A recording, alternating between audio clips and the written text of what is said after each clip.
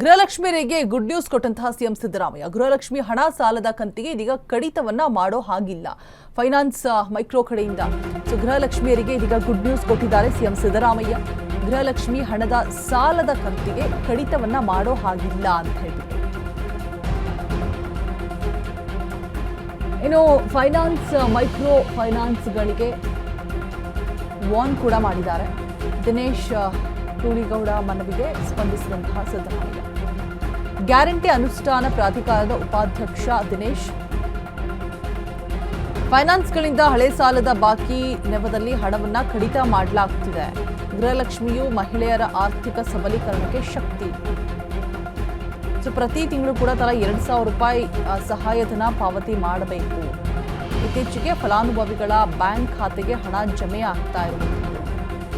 ಕೆಲ ಫೈನಾನ್ಸ್ ಸಾಲದ ಬಾಕಿ ಅಂತ ಹೇಳ್ಬಿಟ್ಟು ಗೃಹಲಕ್ಷ್ಮಿ ಸಾಲವನ್ನ ಕಡಿತ ಮಾಡಲಾಗ್ತಿದೆ ಅಂತ ಫಲಾನುಭವಿಗಳಿಗೆ ಬೆದರಿಕೆ ಹಾಕಿ ಹಣ ವಸೂಲಿ ಮಾಡ್ತೇವೆ, ಇದಕ್ಕೆ ಕಡಿವಾಣ ಹಾಕಿ ಅಂತ ಹೇಳ್ಬಿಟ್ಟು ಪತ್ರವನ್ನ ಬರೆದಿದ್ದಾರೆ ದಿನೇಶ್. ಪತ್ರಕ್ಕೆ ಸ್ಪಂದಿಸಿ ಫೈನಾನ್ಸ್ಗಳಿಗೆ ಸಿಎಂ ಖಡಕ್ ಎಚ್ಚರಿಕೆಯನ್ನು ಕೊಟ್ಟಿದ್ದಾರೆ.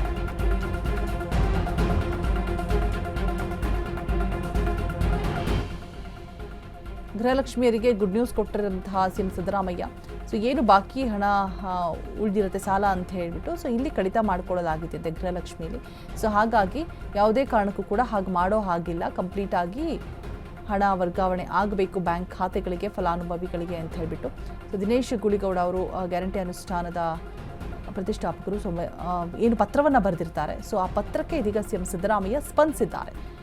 ಮಹಿಳೆಯರ ಆರ್ಥಿಕ ಸಬಲೀಕರಣಕ್ಕೆ ಶಕ್ತಿ ಗೃಹಲಕ್ಷ್ಮಿ ಅನ್ನುವಂಥದ್ದು. ಪ್ರತಿ ತಿಂಗಳ ತಲಾ 2,000 ರೂಪಾಯಿ ಸಹಾಯಧನ ಪಾವತಿ ಮಾಡಲೇಬೇಕು, ಯಾವುದೇ ಕಾರಣಕ್ಕೂ ಕೂಡ ಕಡಿತ ಮಾಡೋ ಹಾಗಿಲ್ಲ ಅಂತ ಹೇಳ್ಬಿಟ್ಟು ಸಿಎಂ ಸಿದ್ದರಾಮಯ್ಯ ಎಚ್ಚರಿಕೆನ ಕೊಟ್ಟಿದ್ದಾರೆ ಫೈನಾನ್ಸ್ನವರಿಗೆ.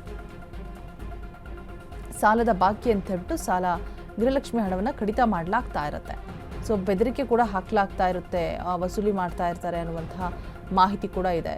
ಅದಕ್ಕೆಲ್ಲವಕ್ಕೂ ಕೂಡ ಇದೀಗ ಕಡಿವಾಣ ಹಾಕಿ ಅಂತ ಹೇಳ್ಬಿಟ್ಟು ದಿನೇಶ್ ಗೂಳಿಗೌಡ ಪತ್ರವನ್ನು ಬರೆದಿರ್ತಾರೆ. ಆ ಪತ್ರಕ್ಕೆ ಇದೀಗ ಸ್ಪಂದಿಸಿ ಫೈನಾನ್ಸ್ಗಳಿಗೆ ಸಿಎಂ ಖಡಕ್ ಎಚ್ಚರಿಕೆಯನ್ನು ಕೂಡ ಕೊಟ್ಟಿದ್ದಾರೆ. ಯಾವುದೇ ಕಾರಣಕ್ಕೂ ಹಾಗೆ ಮಾಡಬಾರದು ಅಂತ ಹೇಳ್ಬಿಟ್ಟು ಫೈನಲಿ ಗೃಹಲಕ್ಷ್ಮಿ ಯೋಜನೆಗೆ ಹಣ ಸಾಲದ ಕಂತಿಗೆ ಕಡಿತ ಮಾಡೋಂಗಿಲ್ಲ ಅನ್ನುವಂಥ ಆದೇಶ ಹೊರಬಿದ್ದಿದೆ ಸಿಎಂ ಸಿದ್ದರಾಮಯ್ಯ ಕಡೆಯಿಂದ. ಫೈನಾನ್ಸ್ ಮೈಕ್ರೋ ಫೈನಾನ್ಸ್ ಇಬ್ಬರಿಗೂ ಕೂಡ ಸಿಎಂ ವಾರ್ನ್ ಮಾಡಿದ್ದಾರೆ.